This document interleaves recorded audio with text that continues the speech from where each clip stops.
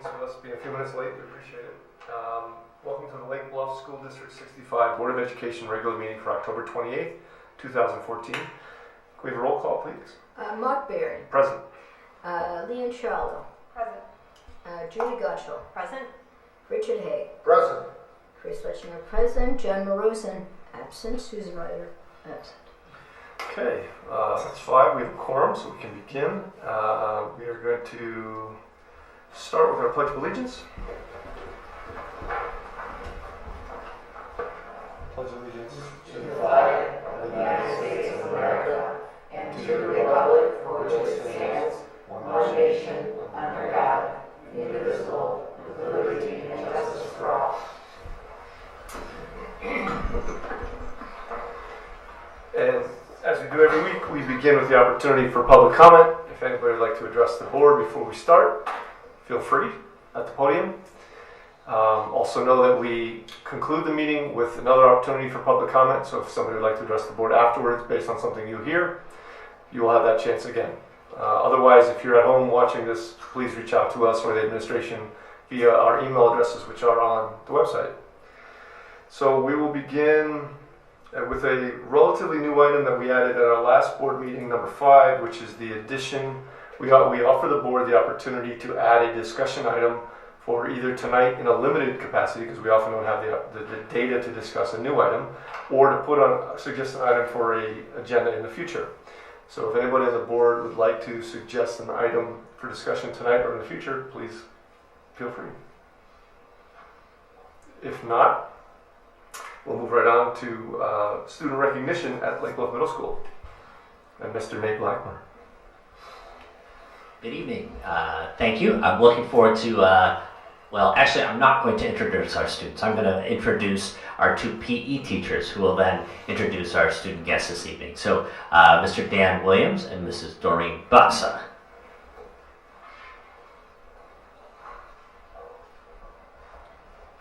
Good evening. We had a chance to take our students out to CLC for a Well Fest. And this was what we were presented with as we walked in, with all kinds of goodies, which each of the students also received. So it had all kinds of wellness things in here, water bottles, a lunch bag to take with us, and other things that were going on. Mr. Williams. The Well Fest was just brought to us by some people at College of Lake County and asked us to invite students on a non-school day, which we thought might be a challenge, but we had 13 eager students come and sign up, and I think they had a good time, and they want to tell you a little bit about it. So I want to introduce Adelaide Westcombe and Ben Murphy. Hello guys, Adelaide and I attended Wellfest in CLC, and pretty much what it was we went there in the morning, and it was a day off of school, so some of my friends didn't want to go, and I thought it would be a cool opportunity to go. Hi, thank you so much for giving us this opportunity to go. We learned a lot from all the amazing teachers, people, seminars. We had the pleasure to receive a seminar from Dr. Frank Ardito and Also, the fitness director at the Chicago Bulls, Mike Gatone. In the morning, we learned more about the 3 areas of fitness: skill, function, and health. And we did a couple of tests to measure these, and we learned on how to improve these. And one of these tests was your reaction test, and this is where there's a sheet of paper, like a ruler, and you say 3, 2, 1, you drop it, and you squeeze it as fast as you can, and you see where you landed on the ruler, and that is your reaction time. We have some examples of the papers we use to do them, and I was wondering if any of you would like to try it.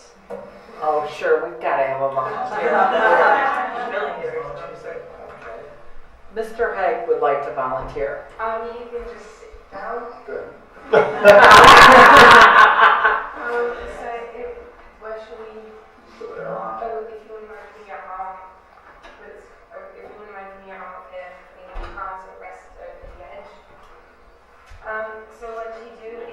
You may want to go around. Okay. Sorry. If you can, and then try to. Oh yeah, maybe on the podium. Maybe the podium will work. Podium would be great. You could arm wrestle So there, I think. you have your hands and you rest it on the edge so it lays out. And yeah. So then you'll have, I'll give you 3 seconds and you try to place this so it's like kind of here, close your hands a little bit like that. So it's like there. And I'll go 3, 2, 1 and you'll squeeze your hands as fast as you can and we'll see where you land. Alright. 3, 2, 1. Yeah, we'll do it one more time. I'm skeptical. Alright, I'll tell you. Ah. Sorry, activity. So he had a face.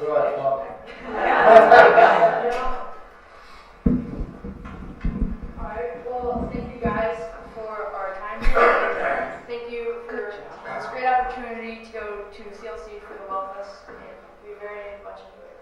Thank you. Good. Thank you. Thank you for representing the school.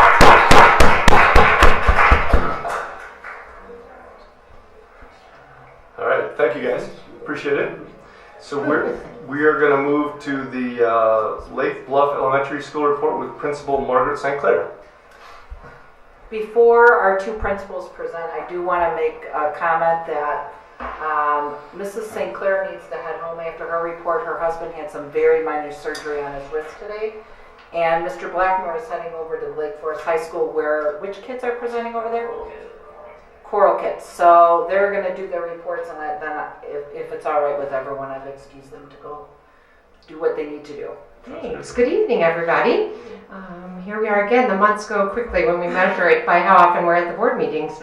We've had a busy month at Lake Bluff Elementary School. We had a lot of events that led up to the Pumpkin Fest. One of the things that happened at Lake Bluff Elementary School is we had a paper drive that the classes competed in. We had paper products piled up to the ceiling in our office, and they were donated to the Shields Township. We filled several vans to get over there with all the paper products, and we're really proud of our students for their enthusiasm. Everyone enjoyed the Pumpkin Fest and the race, and the participation was really high, and we were pleased with that. Currently, we're in the midst of Red Ribbon Week, which we had determined is very difficult to say with all those R's, and healthy choices. That is the focus of Red Ribbon Week. Yesterday, we partnered with LEAD and with Lake Forest High School to have an all-school assembly at Lake Bluff Elementary School, and it was a great format where the high school students worked with our students, kindergarten through 5th grade. Students were selected to play kind of a game show format about healthy choices. We have theme days each day this week, leading up to Friday, which is also Halloween. We are very excited and crossing our fingers that the weather will be nice enough on Friday that we will have our parade outside. I know that's something we all are hoping for. Another really great project that's going on right now is our enrichment team is working with 5th grade students to interview veterans for Veterans Day. And it was really exciting because we actually got some World War II veterans. One is Mary Jo Stevenson's father, and another teacher in the district's father who came in. And so the students worked together with the enrichment team to develop questions, and they're then going to turn the interviews into iMovies, which will be produced. So it's been a really great opportunity. I think when I've asked the kids about it and the teachers about it, no one's quite sure who's getting the most out of it, because even the veterans who are coming are really looking like they're enjoying it quite a bit. Last month we had a math word problem for you all that the administrative team put together for some of the things that we're doing and the hours that we put into our days. So what we decided to highlight today was talking about the amount of time that the teachers and the administrators spend meeting with teams. So at Lake Bluff Elementary School, we have 8 grade level teams, which sounds a little unusual, but we have early childhood, kindergarten, and then multi-age, which are in addition to then 1st, 2nd, 3rd, 4th, and 5th. So each of those grade level teams meet between 30 and 60 minutes at a minimum per week. Oftentimes they meet more often than that, but that's at least the minimum. So that adds up to 4 to 8 hours per month. Also, teachers attend faculty meetings twice a month, which average out to 2.5 or so hours. And we have a team rep meeting, which is a leadership group. that representatives from all the grade levels meet with administration. That's 1 hour per month. So if you're looking at the teachers, they're spending at least 8 to 12 hours per month on team meetings. Administrators are spending about 20 hours per month attending those meetings. We do try to attend as many of our grade level meetings as we can. Sometimes things conflict, but they always put their notes, send their notes out to us so that we're sure we know what's going on. In addition to that, when our grade level teams meet for curriculum work and have release time, for example, last week we met with the math consultant and grade level teams had 2 hour time slots. Tracy, the assistant, and I try to get into those and spend as much time as we can. So in a 2-day period, I spent about 3 hours getting into each grade level team with their meeting with the consultant. So those kind of add on to that commitment. So we just wanted to highlight that for you to just help you know a day in the life of a school administrator. Thanks. Thank you. Does anybody have any questions for Margaret? No? Nate? Middle school now with Nate Blackburn. Similar to Mrs. St. Clair, I thought I'd start though with the breakdown of team meetings at Lake Bluff Middle School. In our building, we actually have 4 teams. We have the 6th, 7th, and 8th grade team. We also have, 5 teams, the fine arts team and the special education team. They meet, except for the special education, they each meet twice a week, 40 minutes at a time, 9 meetings per month for about a total of 6 hours. In addition to that, those team facilitators who are coordinating those team meetings also meet with me one additional time. That's every Thursday morning for approximately 40 minutes. So that brings their meeting times closer to 9.5 hours per month. In addition to those team facilitator meetings, we have our twice a month faculty meeting time. That's generally about an hour and a half apiece, so around 3 hours per month. Those are great opportunities for collaboration, those team meetings. There's a lot of discussion and problem solving that goes on during those team meetings, and it's certainly an important thing for me to be able to attend those meetings as often as possible. Moving on to some of the other exciting things happening at Lake Bluff. Obviously, the students who are here to present about WellFest back on October 3rd. Very proud of them. They did an awesome job. It was great to see so many students willing to come and participate in something like that on a day of non-attendance. And they came back and just really raved about the things they learned. We had our band night at Lake Forest High School on October 8th. That was an opportunity for our band students to actually get out on the field during halftime and perform with the band from Deer Path Middle School as well as Lake Forest High School. So they enjoyed that. I think the weather cooperated. They didn't get rain out this year. Pumpkin Fest, Pumpkin Chase, wanted to make sure. Does that mean I talked too long? I think our batteries went dead. I apologize. Pumpkin Chase, Pumpkin Fest. I know that it was not ideal weather this year, but I heard that we had a record-breaking crowd that had come out for the race, and perhaps that's something Ann Stewart will talk about, so I won't go any more into detail, but I was thrilled to be a part of it, and it was great to see all the folks out cheering on the runners. I ran myself, and it was awfully motivating to have so many people calling my name, so I appreciated that. Halloween dance was last Friday. Very creative and wonderful costumes. That is a costume dance at Lake Bluff Middle School. It was certainly a time that I think was enjoyed by all. As Mrs. St. Clair had mentioned, this week is Red Ribbon Week, so we're sort of switching gears and colors, I guess. The week prior was we celebrated Unity Day last Wednesday, and that was a bullying awareness campaign that we had undergone at the middle school, and all of those students and all of our teachers wore orange on that day. And so red, of course, is the color this week for Red Ribbon Week, and each day is a different sort of thing to celebrate. We had today was Wear Your Favorite Jersey Day, I believe, to draw attention to living well and making good, healthy choices. As Dr. Sovey had mentioned, tonight is the Lake Forest High School Chorus Festival, so I'll be traveling from here to there to hopefully catch the finale with our students performing with the Lake Forest High School students. And looking forward, something to mention, this coming Friday, while it is Halloween, Students at Lake Bluff Middle School do not wear costumes to school. They do that for the dance. However, the teachers have a tendency to dress up. That's their opportunity to bring a little fun to the classroom. We'll also make that an opportunity to reveal this year's musical. There's some plans for how to dress some staff up to share that information with our students. Should be exciting. I'll make sure to tweet some pictures out about that as soon as it's public information. So thank you very much. Thank you for having me this evening. Anybody have any questions for Mr. Blackburn? Yeah, thanks. Thanks. Thank you. Thanks to both of you.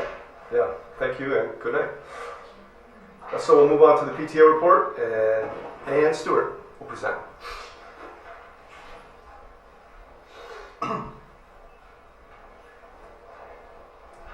Well, it has been a very busy October for the PTO, very exciting too.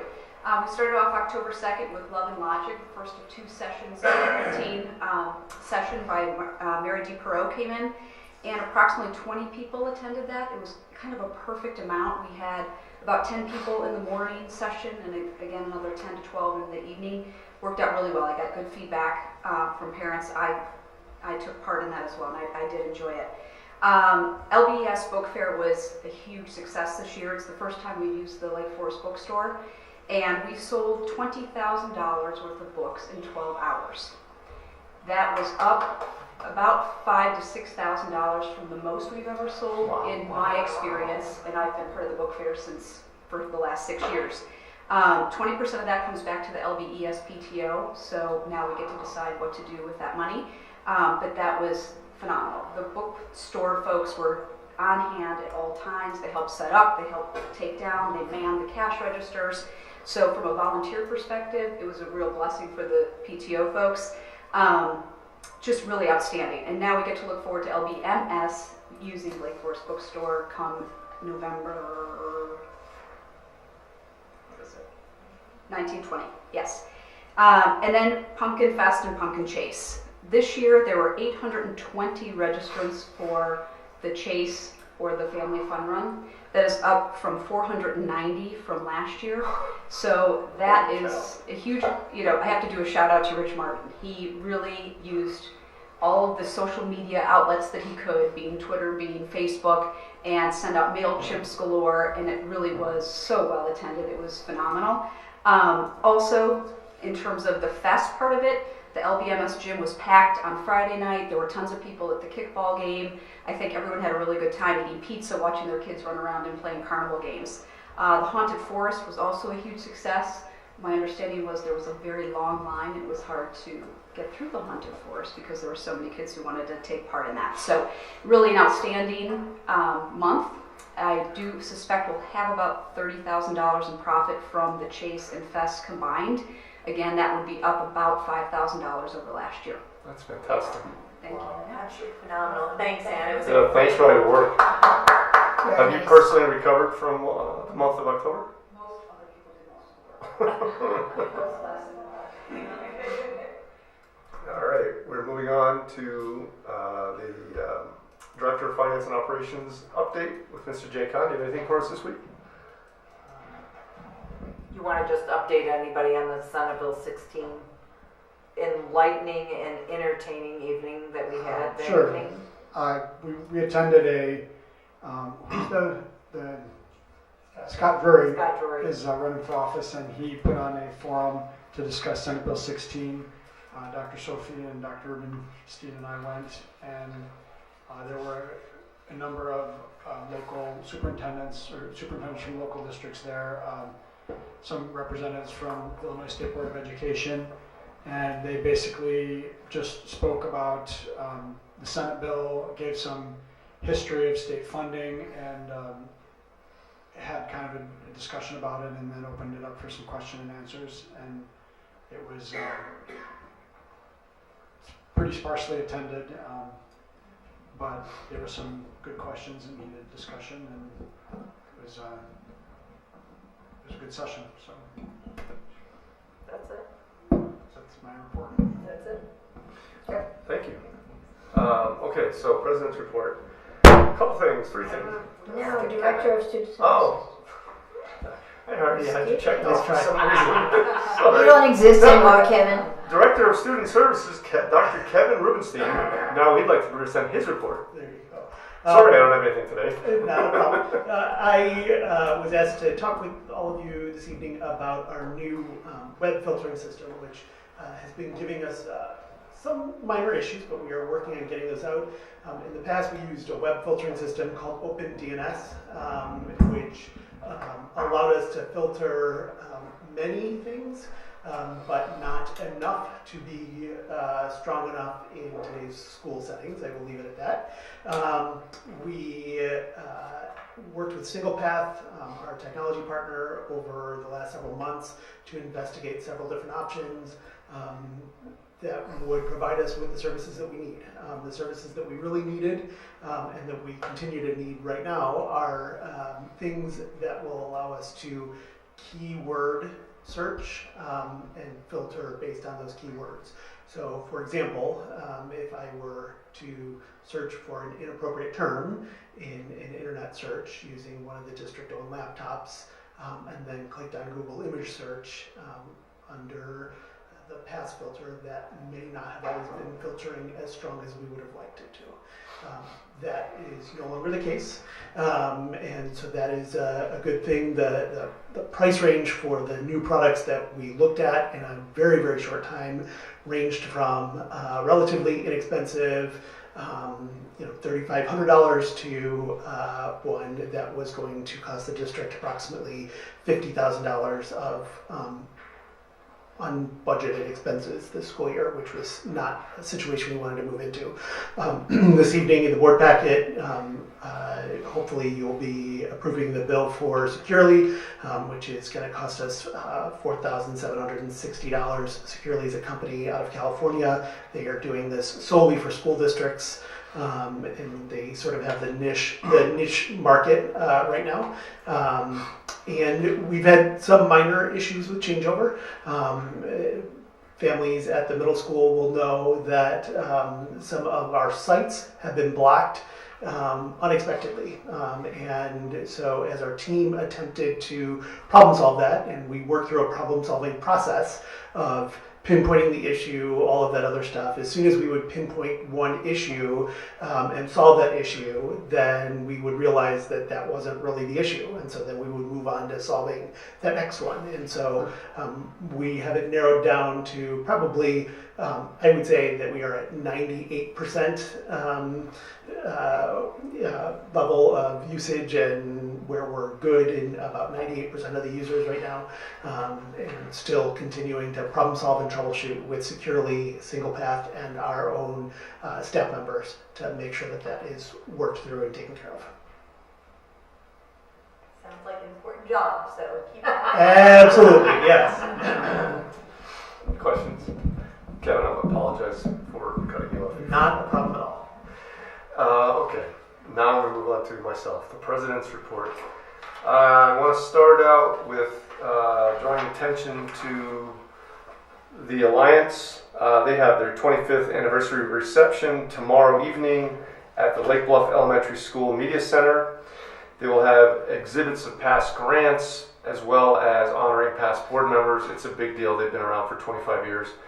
Emily McBain has worked very hard with the Alliance people to put this all together, and hopefully people will be able to show their faces and attend and say hello. Anybody at home, this is at the elementary school tomorrow evening at 7. Elementary. Yeah. Just for their celebration. Yeah. Just a little update. This past Saturday, Jean and I attended, I guess they're calling it a community coffee, with from the Village, Kathy O'Hara and Drew Irvin, and from the Park District, Kevin Considine and Ron Sowski. We met at the espresso shop on the Scranton Alley. Fortunately, we had good weather, and we camped out from about 8 to 10. There was some publicity that told people we were going to be there, and we met maybe a dozen people, 15 people came through in a couple hours of sitting there. It was valuable. It would have been nice if it was a little more productive, a little more people come through, but it was valuable to speak to those who did, get to know, put together some names and faces and shake some hands and talk I don't know about you, but not a lot for me personally, it wasn't a lot of specific school board stuff so much as getting to know people. We didn't get into a whole lot of nitty gritty. I can't speak for the other boards, the village or the park folks, but What was the name of the coffee place? I'd love to give them a shout Prairie out. something? Prairie? Pra- Does that ring a bell? That's, yes. And Prairie Espresso or Prairie Espresso, I just wanted to thank them from all of us. apologies They for not did- getting your name right. They offered us all free coffee and some snacks as people came in and out. They were very helpful and very nice, and their parents Yeah. in our school district. So it's the coffee store that is right in Scranton. That's Scranton great, Alley. and it was very good. Coffee Very was good tasty. coffee. And thanks for your help. Okay, then the other thing I want to bring you guys up to speed on is an NSSCD update. And there's a lot going on at NSSCD right now. It's a time of change. A couple of big topics. The first one is their superintendent, a guy named Tim Thomas, who's been there for 9 years. His contract is expiring, so his term is done at the end of not this school year, but in the 2016 school year. So sometime next year, they'll begin a superintendent search. I have no information on exactly when or the criteria they're looking for because it's just that is just in its infancy. So there's going to be a new superintendent at the NSSCD. At our last meeting, after quite a lot of pressure from various districts over the years, they introduced what they're calling a new pricing model, which, if approved, will go into effect in the 2015-16 school year. And the gist of it was, the feedback from the districts was that they held on to, I believe, 30% of all districts' IDEA funding. That's federal funding from the Individuals with Disabilities in Education Act. They held on to it, and 30% of that. And we have always felt that we weren't quite sure how that money was used and wanted more control over that. So they've adjusted the way they're priced. They've proposed an adjustment to their model, which reduces the amount of money that they retain from our funds, but increases the membership fees, which is based on the number of Gen Ed students you have. So they have a fixed fee times the number of Gen Ed students you have, and they've increased the tuition rates for kids in their school programs. The bottom line is our district nets out almost identical according to the current numbers that I've seen. That doesn't really move the needle up or down in terms of pricing. In general, the new pricing model benefits bigger schools more than smaller schools, and the cutoff is at about 1,500 kids, is what they define big from small. Kevin and Jean had an opportunity to meet directly with their administration to give them some feedback, and they will be giving them more over the course of the next several months. Is there anything else about that particular topic that you want to add to that? No. Okay. Are you going to talk about the meeting in January? Oh, yeah. Because everyone got I'm working to do on that it. today. I'm Okay. working out there. The next big thing at the NSSCD was they've, in the process of, this is a done deal, it's going to be, I'm not sure when it fully becomes implemented, but changing their governance model. They had a 2-tiered board model where they had an executive committee made up of, I think, 6 board members and 2 superintendents? Or 3 Three superintendents. 3 supers and 6 board members, and a governing board, which is all 18 member districts have 1 person and 3 superintendents. They've had trouble getting that 3rd superintendent. And there's been a lot of pushback from the board to flatten that governance structure because it was a little too insulating to administration at NSSCD, keeping them 1 step removed from the front lines like we are. And we felt that it was important that they feel a little more pressure the way we feel pressure from taxpayers. They certainly don't feel that at all. And when they have that executive board in place, they really are able to insulate themselves from that. So that's in the process of being changed. Big news at NSSCD is there are 2 districts who have, at least verbally, one with official written commitment, have told the COP that they are pulling out. Districts 112, which is Highland Park and Highwood. North Shore 112, which is a K-8 representing Highland Park and Highwood. They submitted their formal notification, which is effective at the end of this school year. It's an 18-month submittal program. And then more recently, Deerfield, District 109, the K-8 there. To my knowledge, they have not submitted their letter yet, but it's in the works. Discussion. It's discussion. that's big news because those two districts together account for about 7% of NSSCD's total revenue. It's fairly big numbers.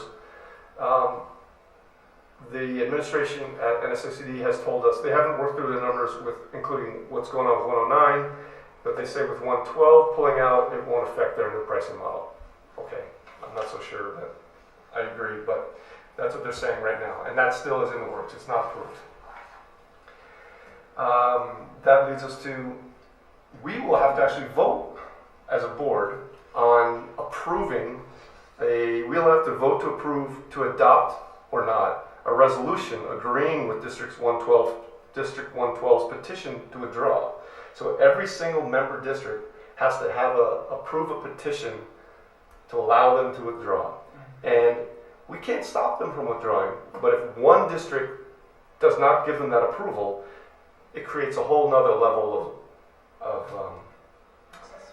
process. It's a whole, yeah. Aggravation. Yes. And we've already been told there's districts that are voting no, so even if one district out of the co-op votes no, they have to move They've forward. got to jump through more hoops to make it happen because they've got to prove to the various county bodies. Since NSSCD is in Lake and Cook, there's two different. So you do this. So within the bylaws of the North Suburban Special Education District are two different processes. A process for consensual withdrawal from the cooperative, and that involves a unanimous vote by the member districts. So every board, all 18 boards have to approve their withdrawal. If that does not happen, then they go through a non-consensual withdrawal process. That non-consensual withdrawal process involves the Regional Office of Education, and because of the fact that the North Suburban Special Education District is in Lake and Cook County, it would involve the ROE in Lake County and the North Cook Intermediate Service Center. These are not insurmountable challenges, but it's a longer process. The question I have for you is, arguably, why do Deerfield and Highland Park have decided to pull out? So, absolutely, and in just a second, Mark is going to talk with you about a meeting that we're going to be having in January. And they're pulling out because they think they can do it cheaper. Well, yeah, so that was my next question, because you're describing the organization as somewhat cumbersome, and I was going to say unruly, but that would not be politically correct. So, if two districts are leaving that account for 7% of the funding, one would have to assume that staffing would have to reduce accordingly, and is that the history of the organization? And that's something Mark's going to get into a little bit about where we're going with this, because it does have an impact on us. Can I ask a clarifying question? Sure. So I know a few years ago we gave them notice. Along with 67 and 115. And was that notice the same Exactly. kind of notice that they? So these folks that have given this notice could actually still decide that they're going to review it. And that's a great point because they are still. The current superintendent does say that he does think that 112 may decide to change its mind before the end of their 18 months. He's gone on record within the past 2 weeks saying they're pulling. Oh, okay. They will pull. Oh, that they are. So Yes. it looks like this is more than just kind of notice that they intend to negotiate. They're really planning on that. And 109 is still and Deerfield is still to be determined. They're not as far along in the process. Deerfield brought it to their board for full discussion at their last committee of the whole meeting, which was in October. They intend to vote on the withdrawal process in November at their board meeting to give their letter in December, which would have them out at the end of 2017. It's an 18-month process. 18 months. Do districts get feedback from families that they don't want districts to pull out, or do families typically prefer their kids to be brought back in-house? How does that? Leanne, that's a question, and I'm so glad you said that, because we have heard no conversation at all about impacts to families, how they're gathering data. You're talking about the other districts. About other districts. That would be interesting for us to find out. Well, and it's a piece I think that'll play into this report that you're going to get as a board. Yeah. Because without question, every district wants the best for their children. But the bottom line is, it's become such a discussion of finances and what districts can afford that you don't hear too much on that piece. And I think that they are communicating with their stakeholders and their communities, and I think it's a good conversation for us to be asking them. Yeah. So we know. Yeah, I mean, I'm curious to know whether families feel like it's a good value. Is it We actually have the right, before we vote on that consensual, non-consensual issue, to request, say we don't have enough information to approve or not approve. We can request information from the district that is withdrawing to document that what they're doing is the right thing for kids, and that families and kids and that they can do.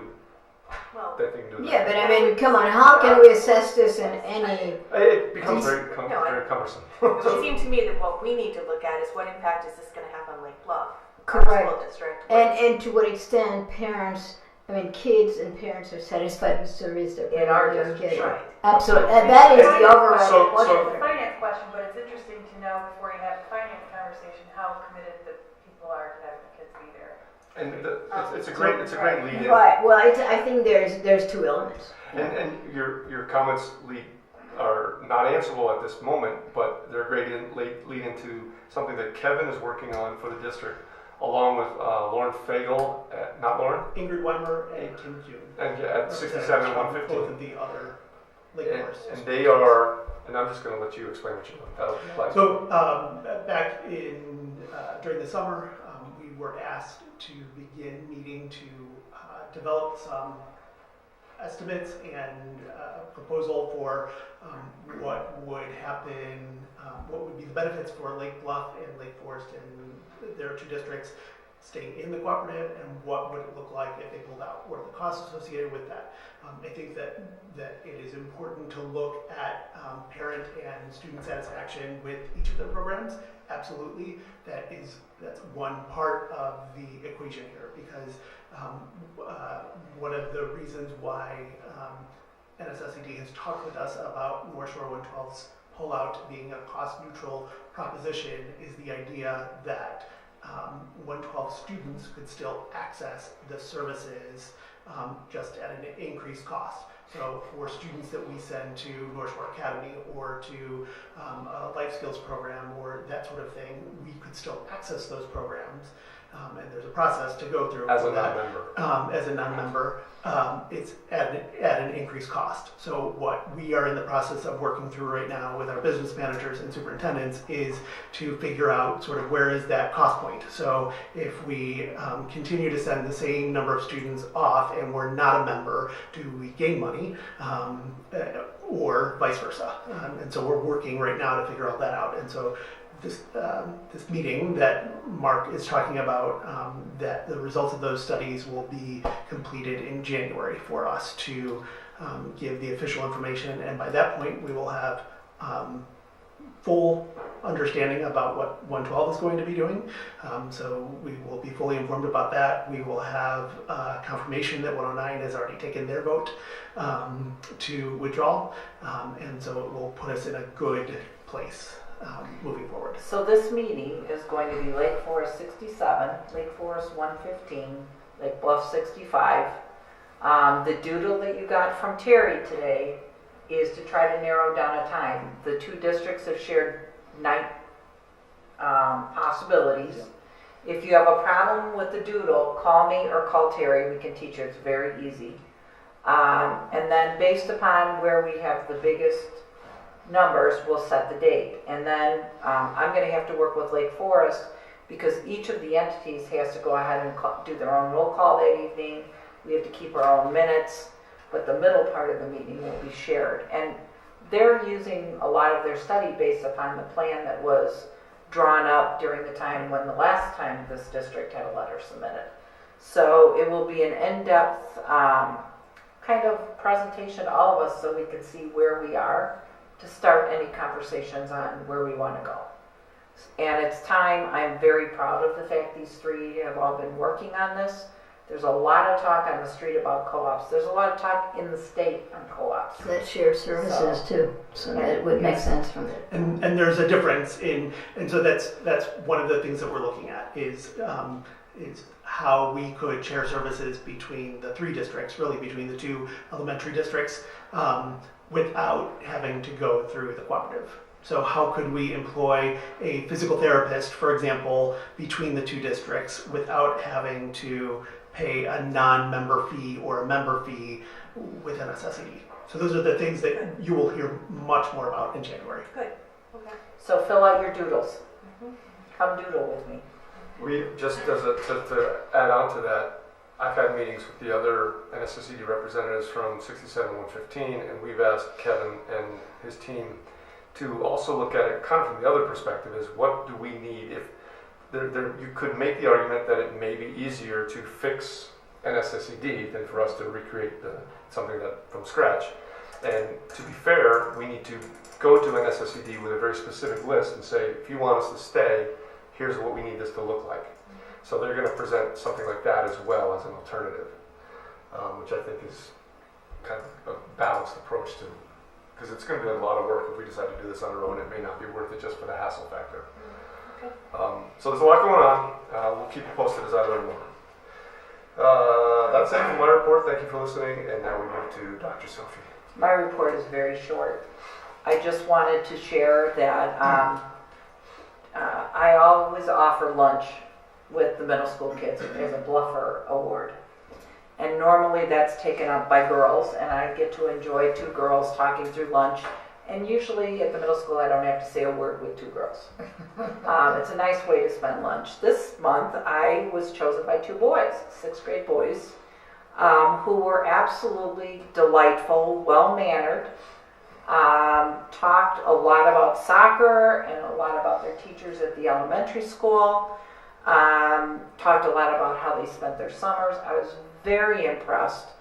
But what really struck my heart is on the way back to school, I don't even know how we got on the subject, but they said, you know, Mrs. Sophie, we have to keep up our reputation here in Lake Bluff. And I said, well, what do you mean by that? Well, you know, all our teachers share with us all the time that we are known for being nice kids and being smart kids, and they all share that that's very important, and so we think that's very important too.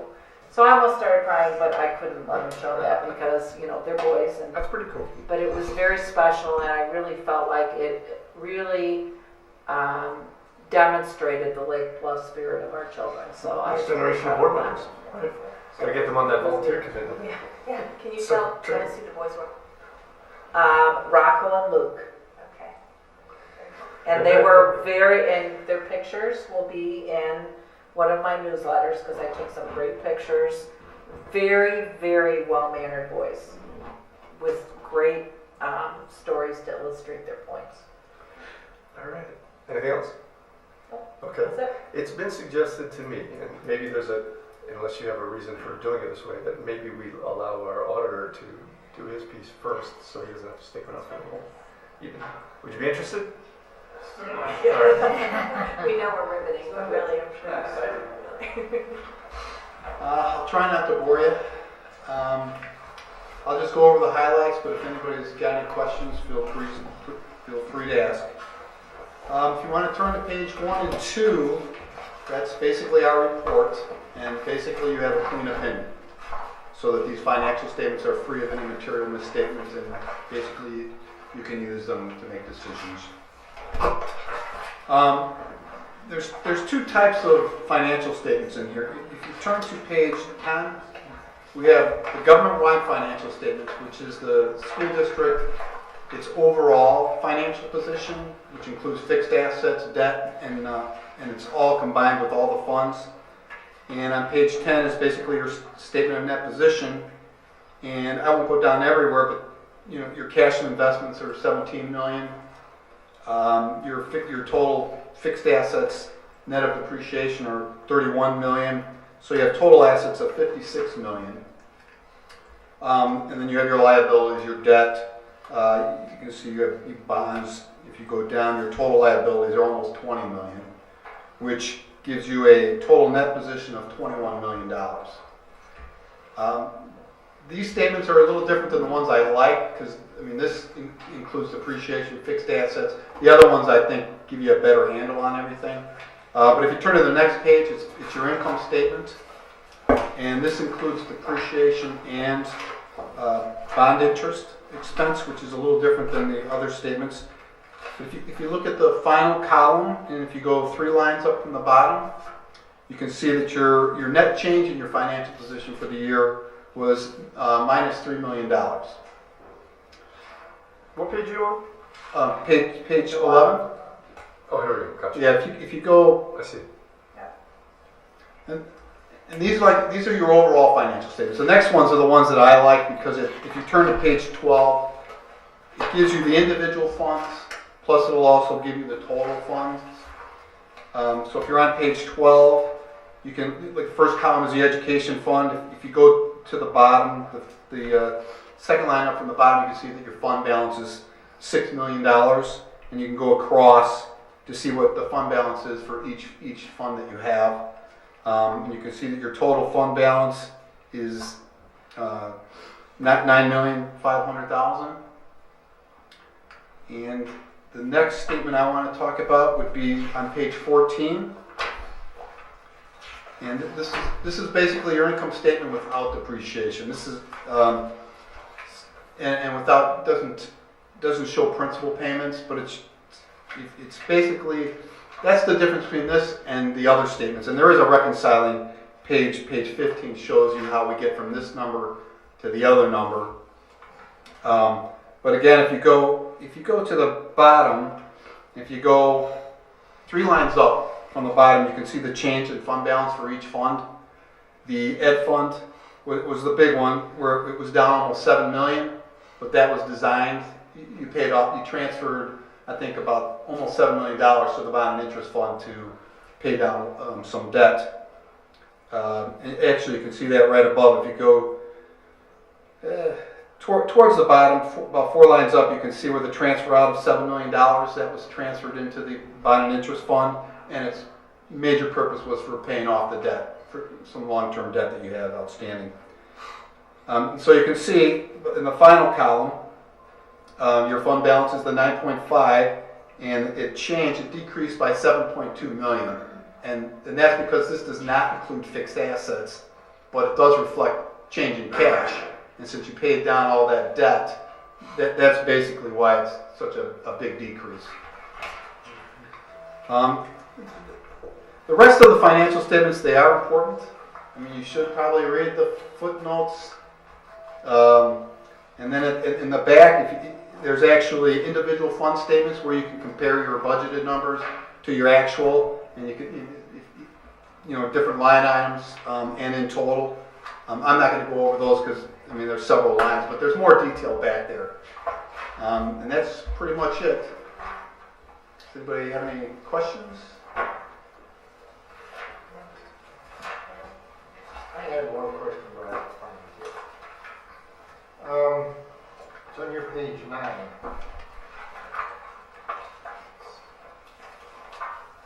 It's kind of how you worded your statement.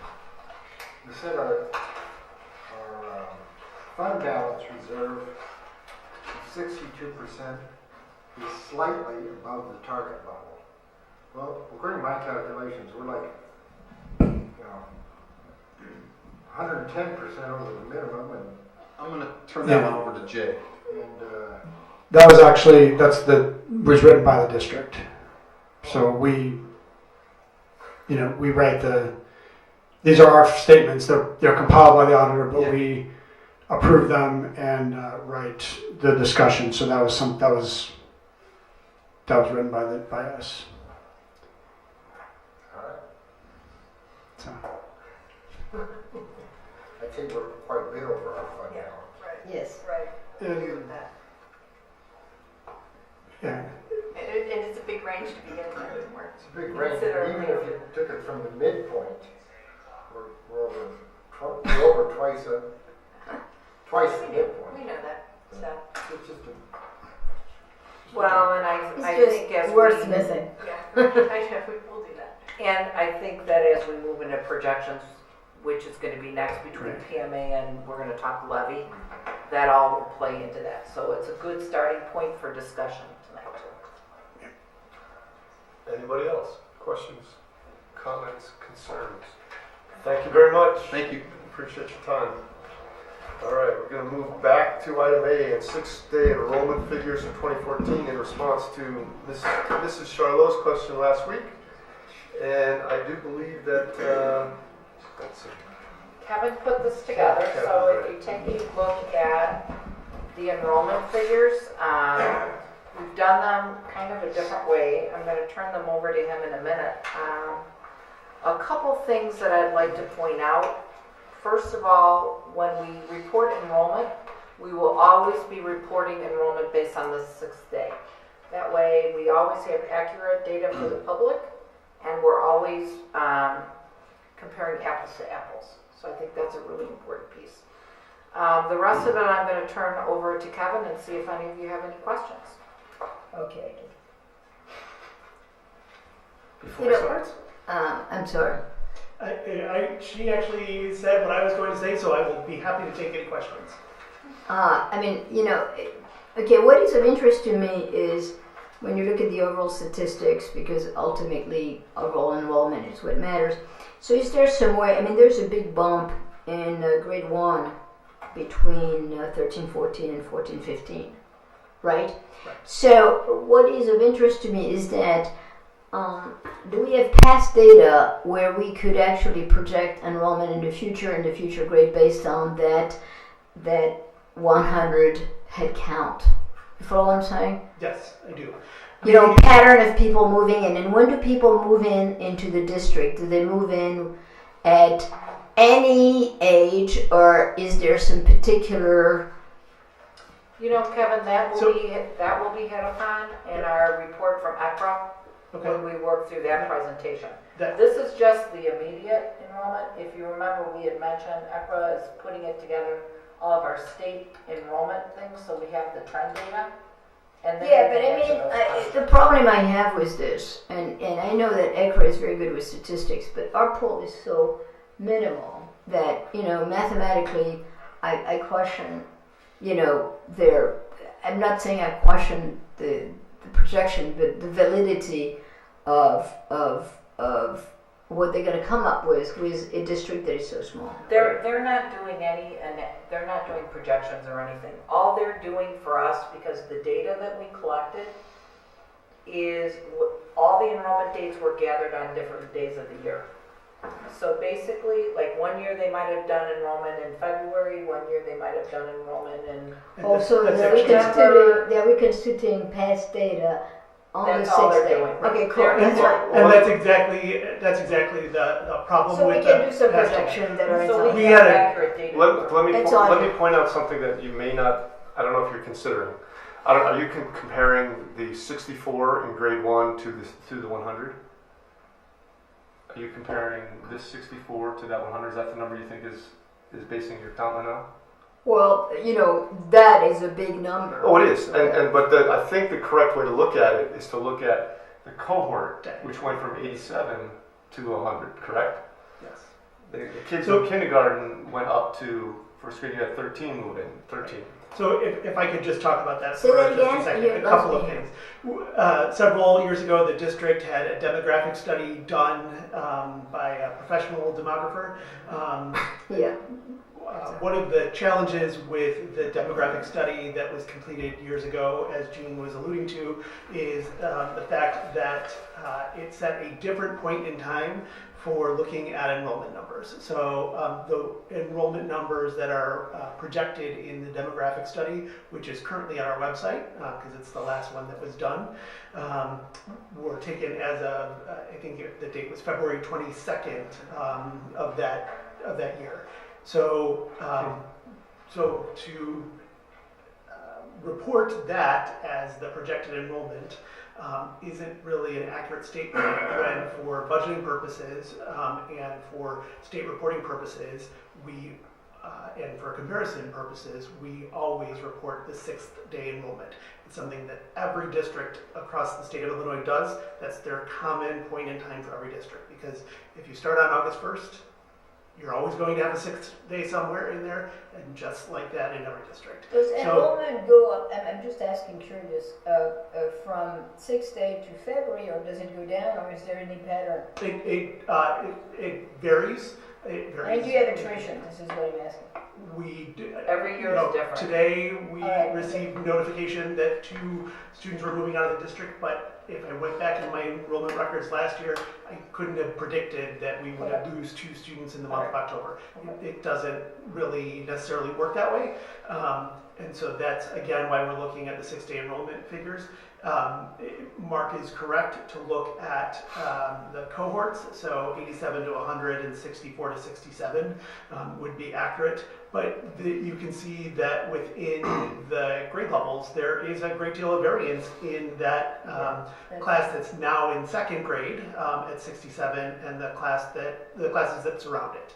And so that is something that we are taking a look at. It is not uncommon for other districts in the area. Most districts in the area over the past several years experienced a slight dip in their enrollment that was not projected by any demographers.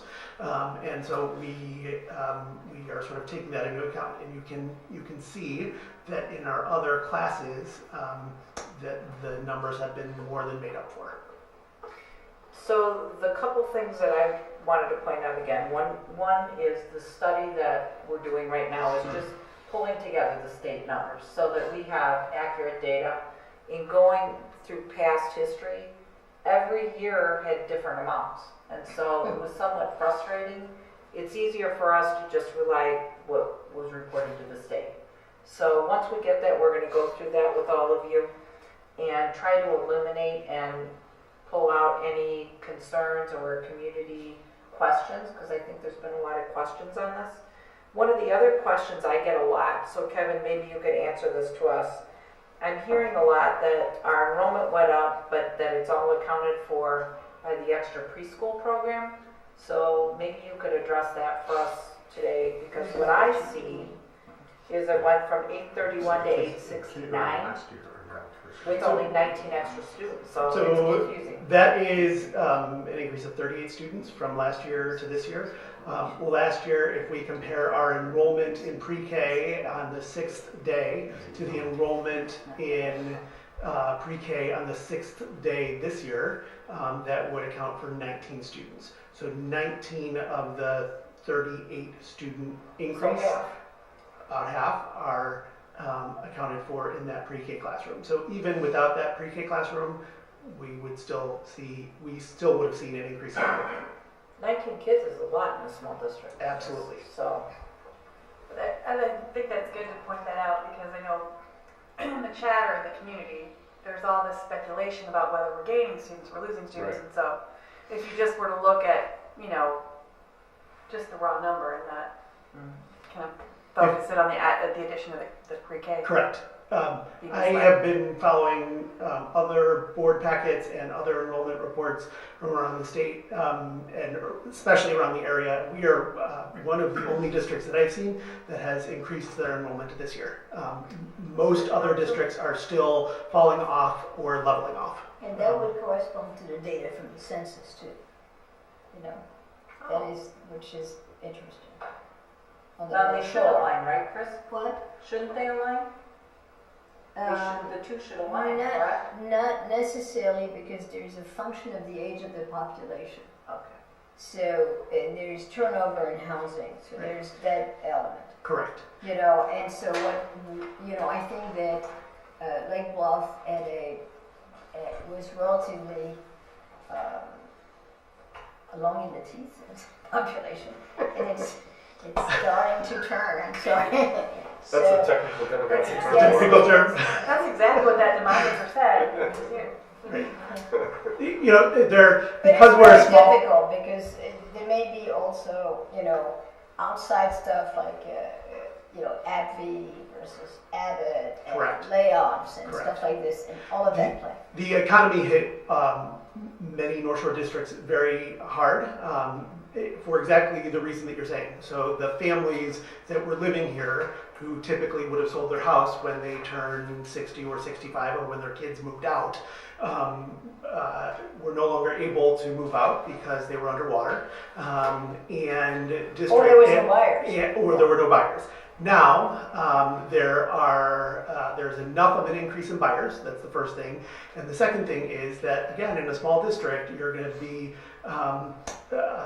subject to little things that happen. So an apartment manager raising rent, an apartment manager lowering rent or stabilizing the rent for a year when all of the other rent managers in the areas, increase theirs. Those sorts of things are gonna play big in our enrollment from year to year, and that's the nature of the beast of being a small district. And yet we talked to that demographer about the economic concerns that we all thought were causing this, and Correct. he absolutely said, no, that's not going to make a big difference, and he was predicting that we'd still be declining. Right. Whereas it would look like we're at least. Well, but 1 year is not a trend. Right. Well, of course. And it's, and it's a 2% increase on top of several years of decline, so you get to take that as Right. a We are not near where where our high was, but sort of in defense of that demographer, I don't know of a demographer in the area that has been able to accurately predict. And even the demographers in some of our neighboring districts that give 3 different models has never been able to accurately predict. In Margaret's old district, she was talking with us about the number of families that had moved in to be at another corporation from around the world. You can't predict those sorts of things. Right. And because we're a smaller district, we'll be subject to those sorts of things. If AbbVie were to have purchased Shire Corporation, then that could have had an impact on our overall district enrollment. So, And demography is like economics. absolutely. And reliability of the Correct. forecast is problematic. So there's more to come on this, but this is this year. Like, And we'll be talking about what EPRA put together, and not with an analysis, just the data. And we'll be Thanks for putting this together, at least for this year. yeah, that was Helpful. great too. And we'll be getting more of that ECRA analysis December. November, December. All right. Anybody else have questions about the demographics? The head count? Okay. So we're going to move on to the item C of our discussions, which is PMA projections. And Jean, if you want to introduce our PMA rep. Actually, I'm going to turn it over to Jay, Jay. who will introduce our PMA representative. And we'll move right into, actually the next 2 items somewhat go together. They're going to be talking about projections, then we're going to move to the last slide on the recommendation and the levy presentations. So they kind of go together tonight. Thanks. We got it. Last minute adjustments. There was you know what, I need one more for, actually 2 for the 2 board members that are missing. Helping out the changes as we get to those.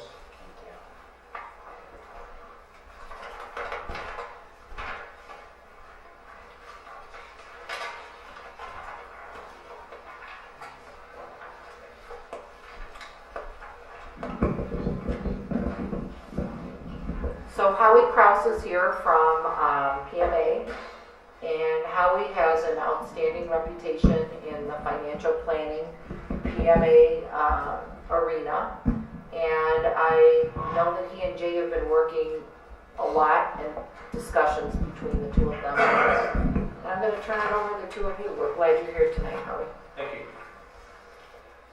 Jay, anything you want to say as introduction, or Um, you need to just jump in? Well, I met with Howie and we sat down and went through what my assumptions were, and we talked about what he's been saying at some of the other school districts. So a lot of the assumptions that I've previously spoken about in terms of the preliminary levy discussion as well as the budgets, we spoke about and he's incorporated into the presentation. So. Thank you, Jay. Thank you, Jean.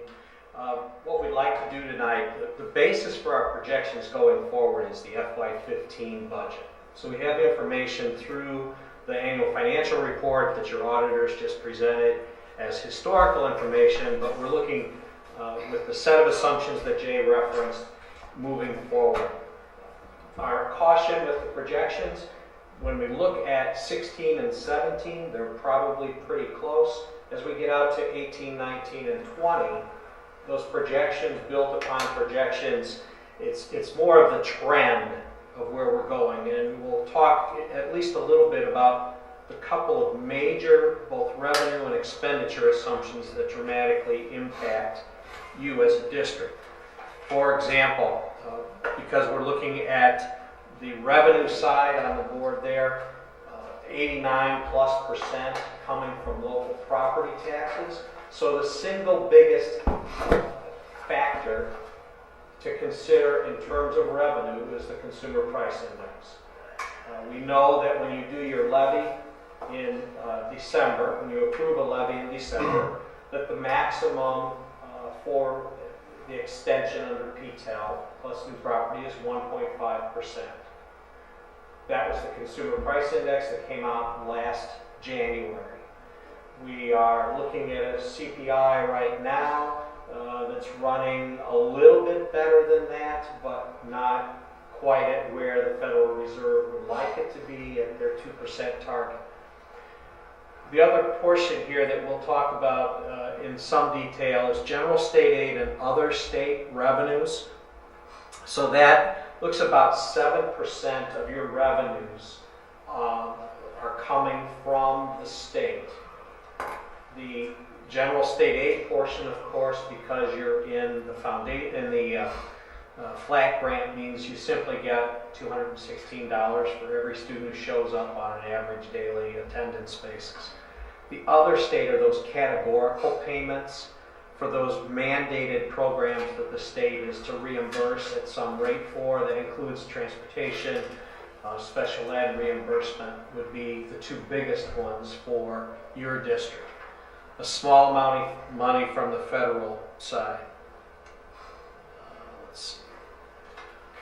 So the revenue assumptions that are built in, we are expecting that with your levy coming up, that local EAV, the equalized assessed valuation, is expected to decline about 0.8%, but then holding flat. Because you're tax capped, the impact of that is on the tax rate, not on the dollars to which you have access. The tax cap, the CPI, Consumer Price Index, increases each year at that rate, the dollars that you have access to. The new construction, which we're using an estimate of $1.5 million per year, a little bit less than you've seen in the past, does add some dollars to what you can access each year. With your tax rate, it's probably in the neighborhood of $45,000 or so, roughly, for $1.5 million that's added on top of the 1.5%. So as I said, we're using the known CPI of 1.5. We've used the 2% projection for future years. The best reference we have, that's lower than the average over the last 5 years, over the last 10 years, but it is the Federal Reserve's target. That's as good a place to stick the stake in the sand as any at this point. Other local revenue remains flat at the current level. General state aid, the flat grant, not only do you only get $216 per student, but you only get 89% of that because the state has underfunded the formula in the past. And so we're using that 89% proration. But I'm going to come back to the state dollars as an alternate scenario to talk about the current headlines with Senate Bill 16 and potential impact. And then we've kept federal revenues flat as well. Just a note that I'm sure that you've seen, state revenues in FY14 are higher than they are in 15 because the state, with your audit, because the state, unbeknownst to any of us, on the last day of June, distributed the last categorical payment that was due to districts for FY14. Not a big amount of money for you, but still, the state, in effect, was caught up for school districts on all of their categorical payments for the first time in 4 years on June 30th. So when you look back over historical, you'll see some variation there. On the expenditure side, Like every one of our districts, you are highly labor intensive, and so salary and benefits make up about 76% of your expenditures. You have some other costs that are included in purchase services for what you might contract out, and then supplies and materials at 4.5% is if I would put a judgment on that, it's a relatively small amount compared to most of our districts. Sometimes the bigger the salary benefit and purchase services pieces gets, the smaller that wedge gets, but 4.5% is relatively on the low end for most of our districts. So on the expenditure side. Can I ask a question? Please. If that's on the low end, does that mean that one of those slices is on the high end? It's which one is the cause and which one is the effect. Is it small because you held that down, or is it small because of the other? I suspect it's more because your purchase services is a little bigger than what we would typically see, which means your salaries and benefits are probably higher if you included what's outsourced compared to most other districts. Thanks. Some of the reasons for that can also be we outsource some of our custodial and all of our transportation. So if a district has in-house custodial or transportation, their purchase services would be lower and their salaries and benefits might be higher. Exactly. So the key assumptions on the expenditure side, teacher salaries, you have your current contract in place, and we simply have a placeholder for salaries, particularly for the certified staff and for each of the groups into the future.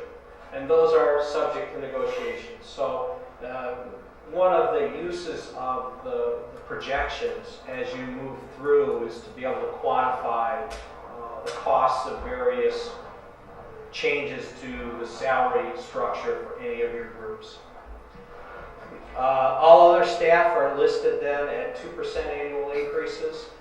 The employee benefits, health insurance, which usually has been one of the larger increases, we've held that at a 5% annual increase of the district's cost. There are two exceptions to that came in as board members responded to Jay this week. One is that we've also increased the health benefit by $45,000 as an estimate of what the Affordable Care Act might cost the district in 2018, and an additional $45,000 in 19, and then so it's 45 and 90 and $90,000 of additional cost in 18, 19, and 20. So you really took like the worst case scenario for that, so that's good. Yes. Well, I hope that's the worst case. Conservative is good. On the other expenditures, about 26%, the non-personnel costs are really a 2% increase, corresponding to the consumer price index number that we used on the revenue side, with the exception of special ed tuition costs at 5% a year and transportation contractual costs expected to increase at 3% a year.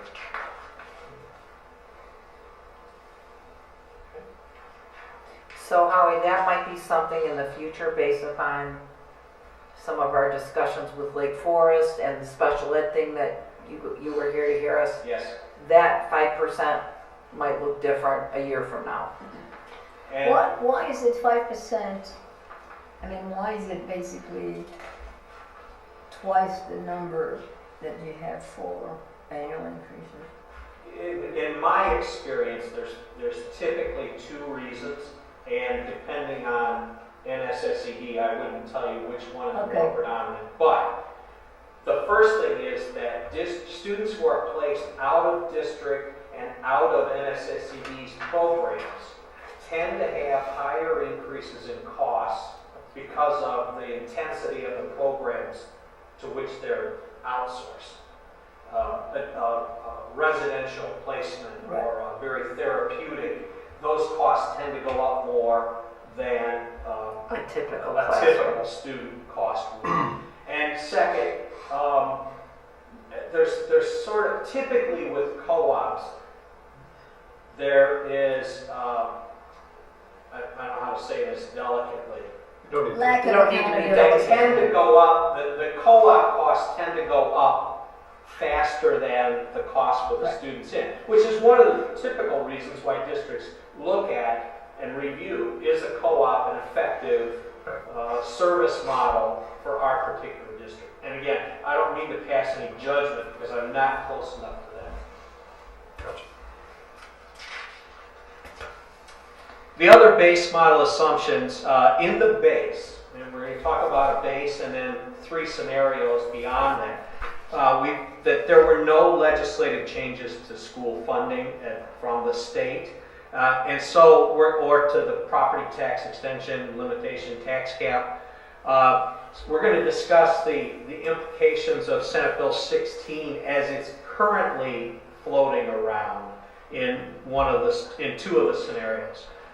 We're also assuming that there's no legislative change to the funding for the teachers' retirement system in the base model, but we're also going to show you the impact of the potential of a cost shift in a couple of the scenarios. The cost shift, let me back up to the first one. Senate Bill 16, as I'm sure you have heard, basically says we need to put more state money towards those districts that have fewer property resources behind each student. And so a district like yours sees a dramatic reduction in the dollars that come from the state as those dollars in a zero-sum game are shifted to districts with far less property wealth, far more poverty count percentages.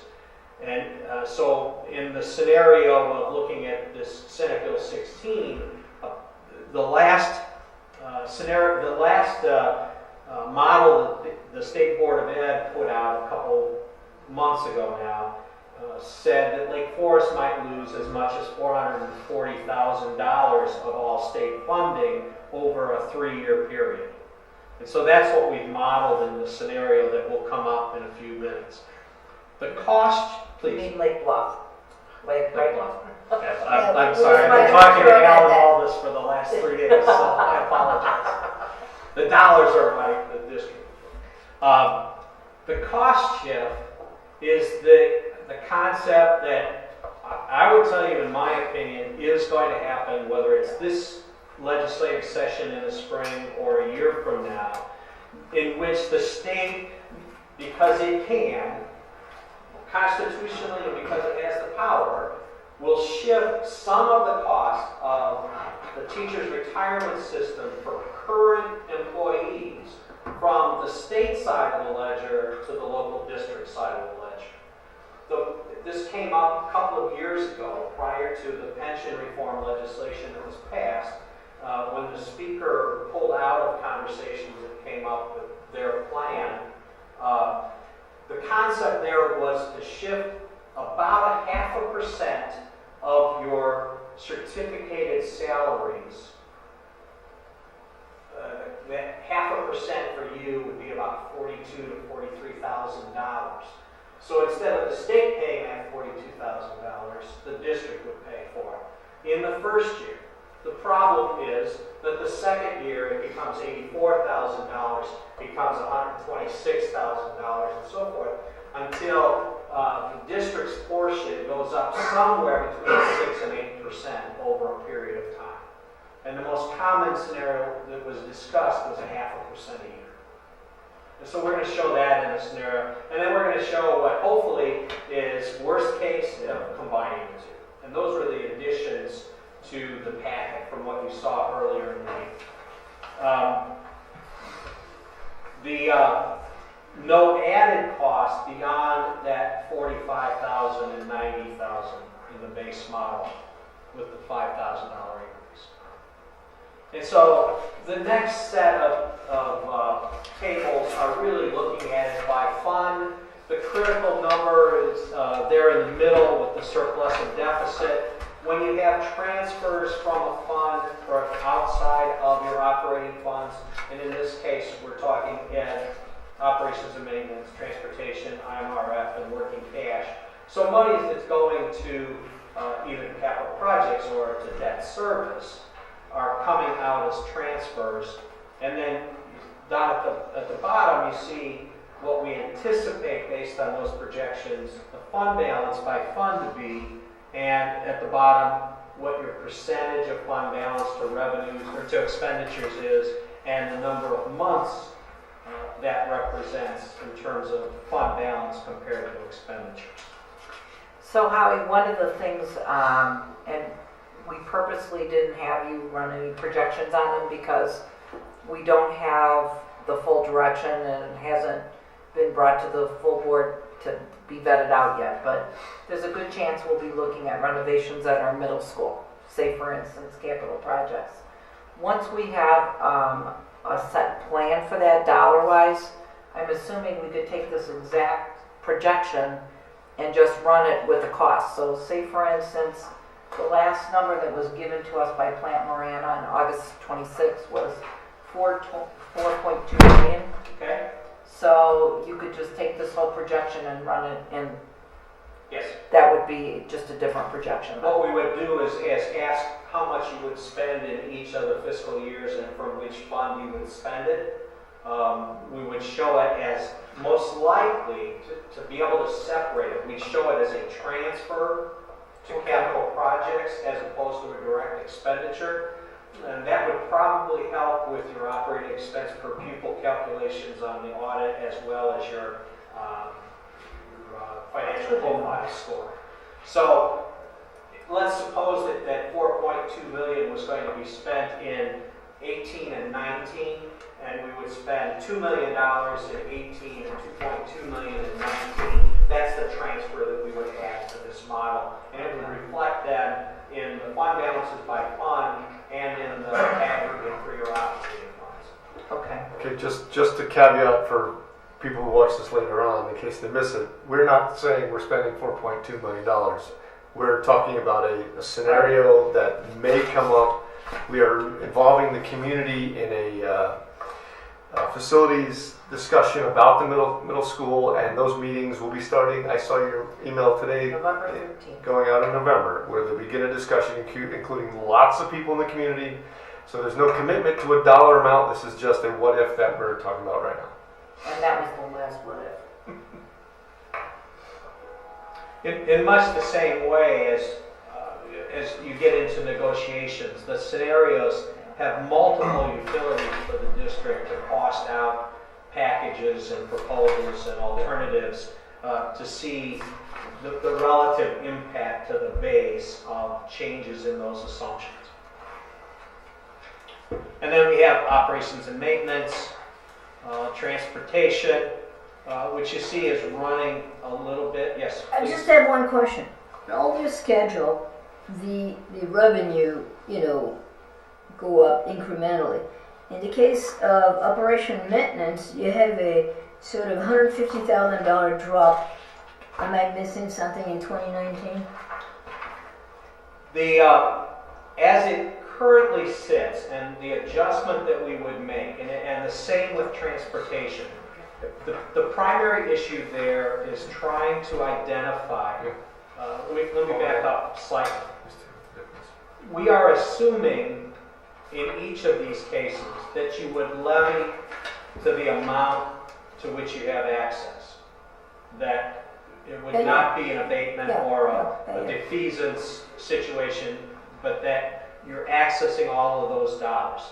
What we have not refined is how much of the levy would go to each of those funds. And so while you're seeing a deficit in 19 in O&M fund, that could easily be corrected if we adjust the levy for 19 and 20 from a flat level to a slightly increasing level to cover that deficit. But that, in effect, then would reduce the levy either in ed or some other fund. So what you did is that you artificially decided to put it under there, just for the help. Yes. Okay, got it. Okay? Same thing with the transportation fund, where you're seeing a deficit. You can address that by shifting dollars to transportation, or you can let it come down.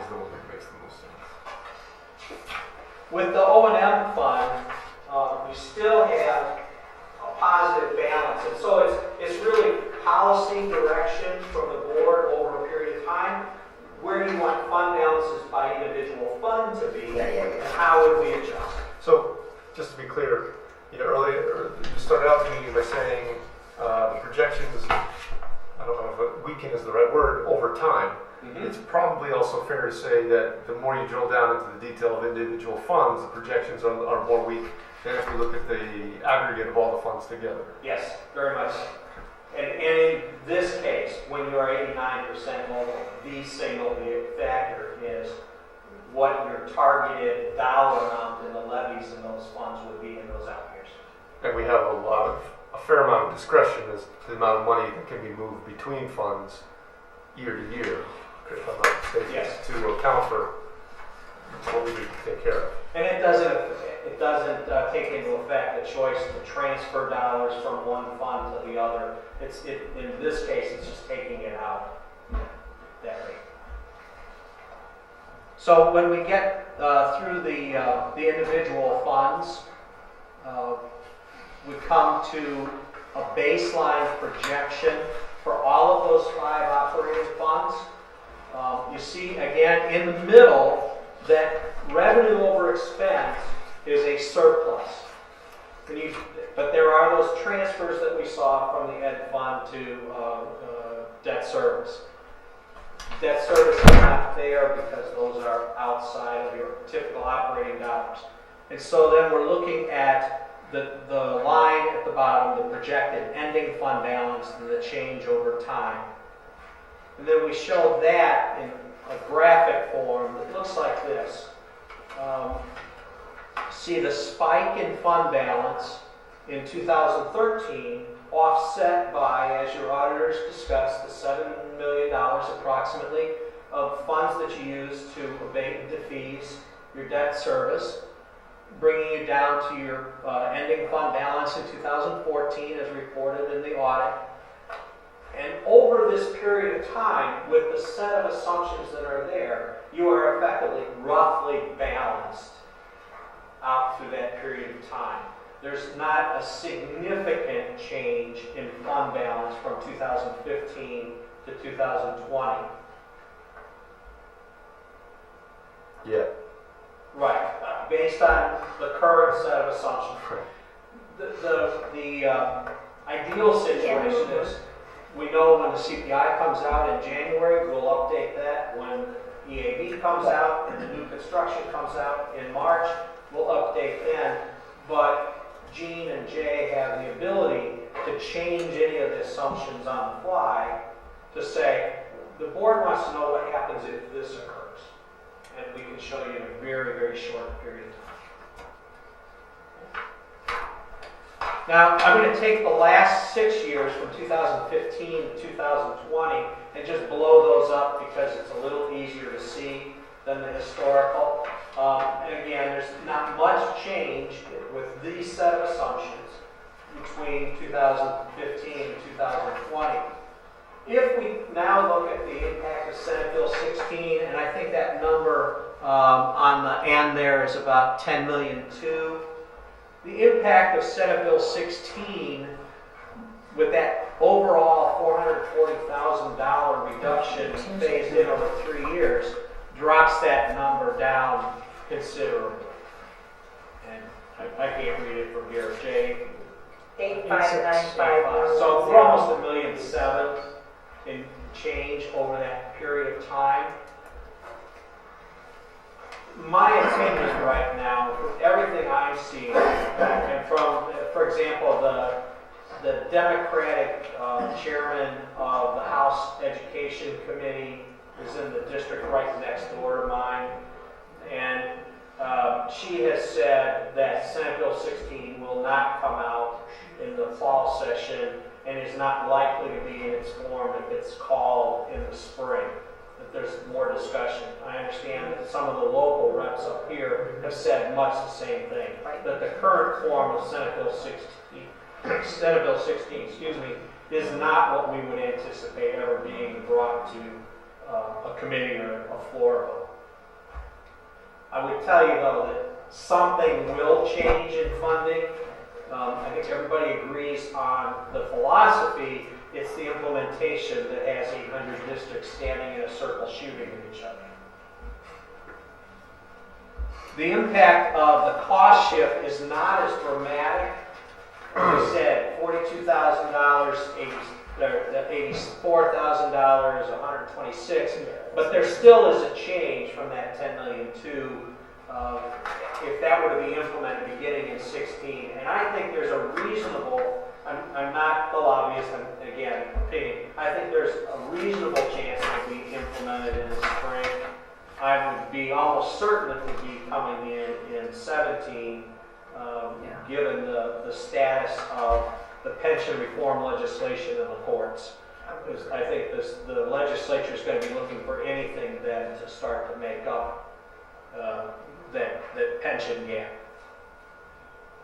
And if we bring both of them in together, now we're down almost 2.4 million, I think it is, something of that nature, over that period of time. It just compounds even more. That's pretty significant.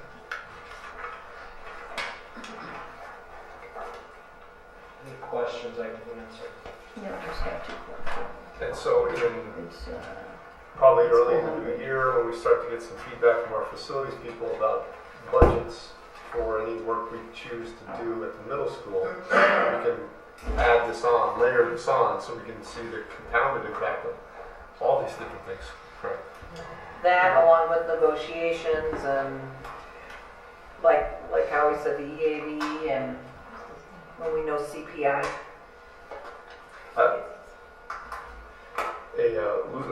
Having lost sight of the forest for the trees, it would be helpful to me on these last few charts that you show, if we could somehow show our policy, fund balance policy, as boundaries for where that line falls between, or if it does, where it strays between policy. And the policies at? It's between 30 and 50, right? Sure. 25 and 50% of operating 25 expenses. and 50. So we would simply 20 take and those 50. and add those two lines in relation to the That'll be expenditure awesome. and insert them on those. Just for a quick look, would be nice, easy read. We'll get it back to you probably not the end of this week, early on Monday. Sounds good, thank you. Right. Anybody else have any Guys have questions or concerns? Because we're going to be taking these projections now, and Jay is going to be focusing on the recommendation we're making, which was the very last slide he had in the levy presentation from last time. So we're going to go right to that slide. Goes right in. Any other questions for Howie? He will get us the slides with the range for our fund balance in them. So I think it's good because we're having all of our conversations with that in mind. So Great. that's a good thing. And we'll insert those, so any of the other ones that you get, we'll have those in place. That was Thank great. you very much. Thanks for your help. Thank you. Thank you. That was very insightful.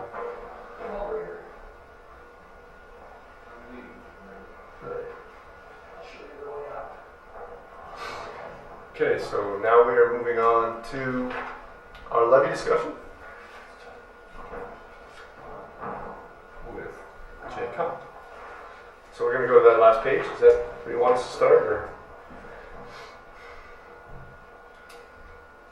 Jay's getting to it. It's the last page of your packets, 2014 levy recommendation. That's what we discussed last week. 2 weeks ago.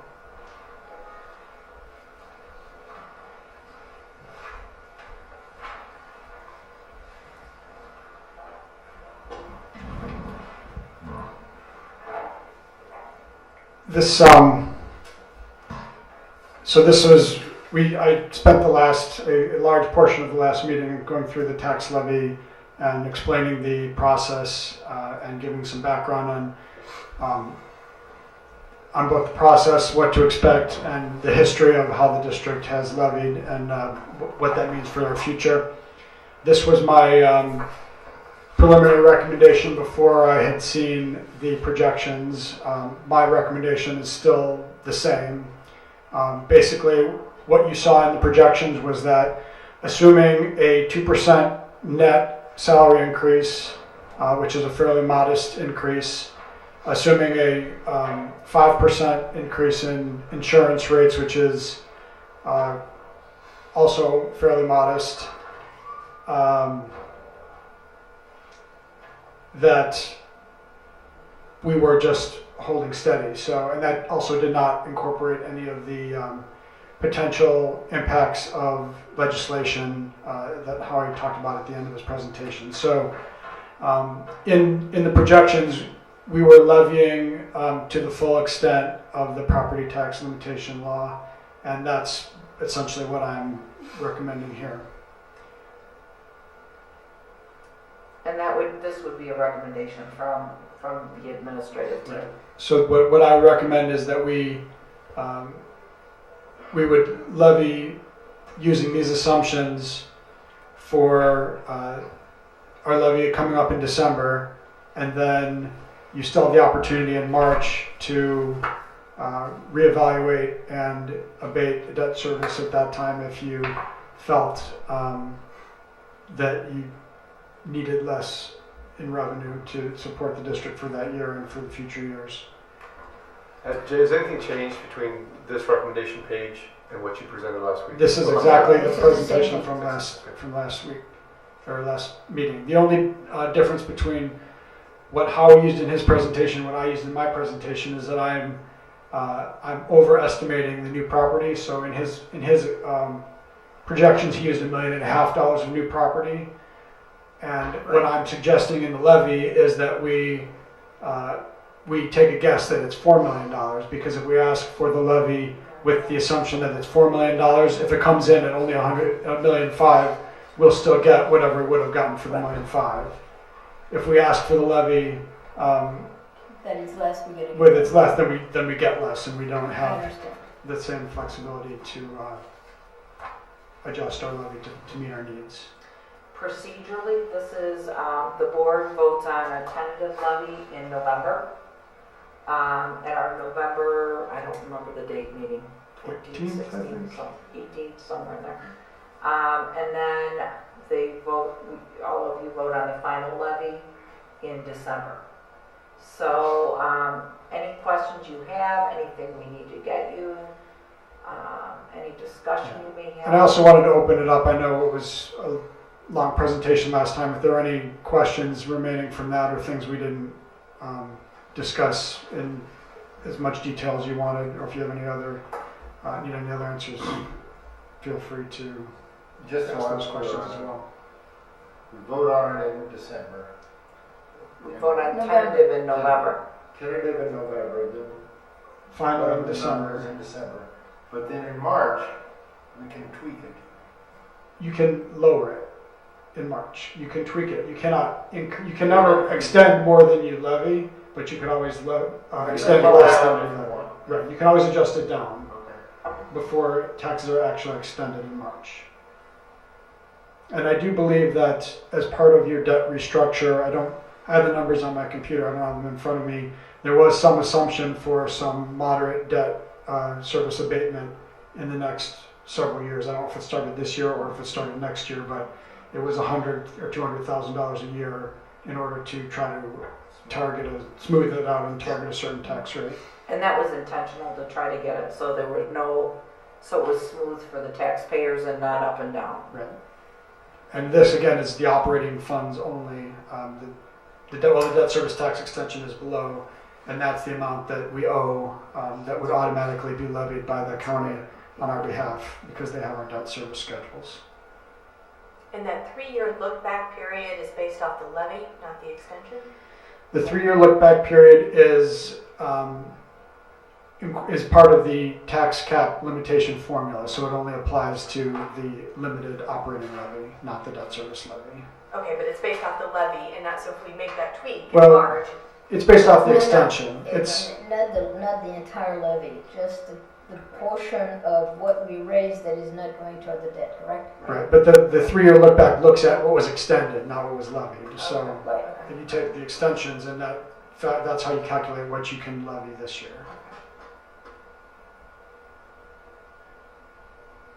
Everybody okay? Comments, questions, or concerns?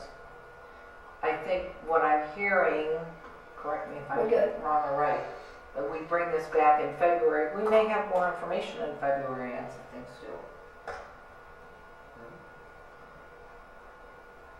Okay.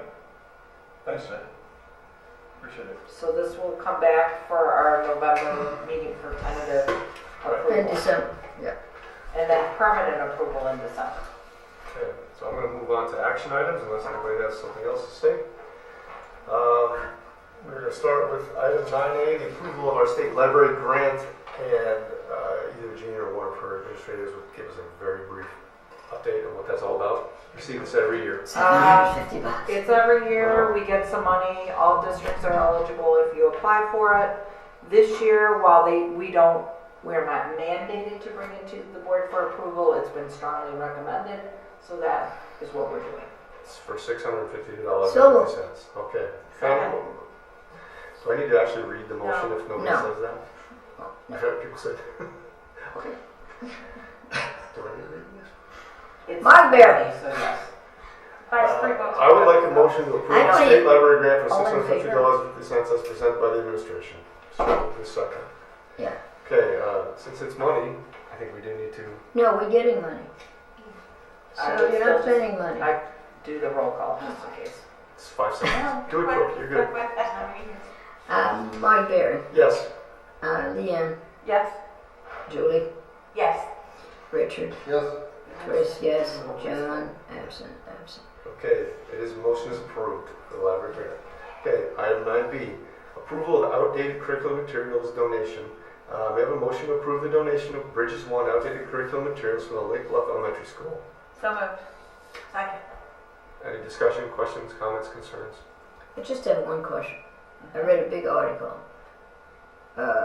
in 2 places, Wall Street Journal and New York Times, regarding the fact that publishers are sort of vaguely revamping, doing new editions, saying this new edition is now. That didn't happen with us. No, it's. Okay, fine. That's okay. Cool. I'm good then. All right, so can I have that motion to approve the donation of the Bridges 1 outdated curriculum materials from? We have one in a second. We do, okay. All in favor? Aye. Against? Opposed? Sorry, I'm sorry. Motion passes. I apologize. All right, now we are moving on to item 9C, the approval of policies for second read, which include approximately 20 policies. Would anybody in our policy committee like to comment on these? We've already seen them once. And there's no changes since No last changes. time. Right. Enough said. Nothing to talk about. Right. Exactly. And I will Motion. make the motion. Okay, motion to approve the policies for second read, including those on your agenda. Got a motion with a second? Second. Second. Roll call vote, please. Julie Gottschall, Yes. Richard Haig, Yes. Chris Letchinger, yes, Jen Morrison, no, Mark Berry, Yes. and Leanne Shaw. Yes. Motion is approved. All right, item 9D, Personal report. personnel report. I would like a motion to approve the personnel report for October 28, 2014 as presented by the administration. It includes a non-certified resignation for Mary Wester, a special education teaching assistant in the middle school, effective October 28, 2014. So moved. Second. Roll call vote, please. Richard Haig, Yes. Chris Letchinger, yes. Mark Berry, Yes. Leanne Shaw, Yes. Julie Gottschall. Yes. Okay, the motion is approved. Item 9E, consent agenda. Today, our consent agenda includes budget hearing minutes from September 23rd, 2014, regular Board of Ed minutes from September 23rd, 2014, special Board of Ed minutes from October 14th, 2014, P-card report, bills payable report, and the September treasurer's report. Would any of the board members like to have an item removed from the consent agenda? No. No. No. Okay, we have a motion to approve the consent agenda for October 28th, 2014 as presented by the administration and in your board packet. So moved. Second. Roll call, please. Chris Fletcher, yes. Mark Berry, Yes. Leanne Charlo, Yes. Julie Vato, Yes. Richard Hay. Yes. Motion's approved. Okay, that's all our voting Sure. items. It's Our okay. almost last item Leanne was the is second, right? for item 10, the Freedom of Information Act request. We received in the past month 2 FOIA requests, one from the IDEA NEA requesting information on non-certified staff, hire dates, job titles, work sites, hours and months worked, bargaining unit status, and copies of contracts with subcontractors. We also received a request from the Better Government Association requesting all collective bargaining agreements, employment, personnel agreements, and contracts with critical administrators, approved operating and capital budgets, confidentiality agreements from 2011 through 14, and a comprehensive list of current payroll records with names, positions, and pay. So there was a question about this. Is that I would just like to add one thing that really made me not very happy. That last FOIA request, we take FOIA very, very seriously here. We received it in the morning. Marilyn spent about 3 hours getting all the materials together. By the afternoon, I got another email from the same person that said, "Oh, no, your district's up to date, so you don't have to worry about it. I don't need it anymore." So, Did you send them a bill? my question. What's the name of that person? It was through the Better Government Yeah, I know, Association. they're just a pain in. And she was apologetic. She actually even called me on the telephone to apologize. But I made sure to point it out that we have an hourly rate for the person. And someone devoted 3 hours of their time, and then, oh well. And they just wasted government taxpayers' money. So I think it's important to point that out. Although I will tell you the other side, they were very It's watched apologetic, and she called me. So. Okay. They're your watchdog group to begin with. Yeah, no. But this is also something that happened in a couple of other districts in the area, and that Jean asked if we had any legal recourse in the, any. I tried that before, no. I wanted to just. There make is sure. no legal recourse. So I asked at the Hodges and Louise Law Conference in front of everybody, and found out that other districts had had the same situation. So. Yes. Well, and it sounded like some of the stuff they asked for, if they spent some time on our website, they Publicly. could find it themselves. It would be nice if, that FOIA law would kind of let us off the hook on stuff that's already published. Posted. Yeah, posted. Especially if we've given it to them before also. Just Like- it just becomes a nuisance. Yeah. Okay, moving right along to item 11, final public comments. Is there anybody who'd like to address the board? Don't think so. Now, can I have a motion to adjourn the Board of Ed meeting for October 28th at 9 p.m.? So moved. Second. Second, all in favor? Aye. Opposed? We are adjourned. Thank you very much. Thank you, everyone.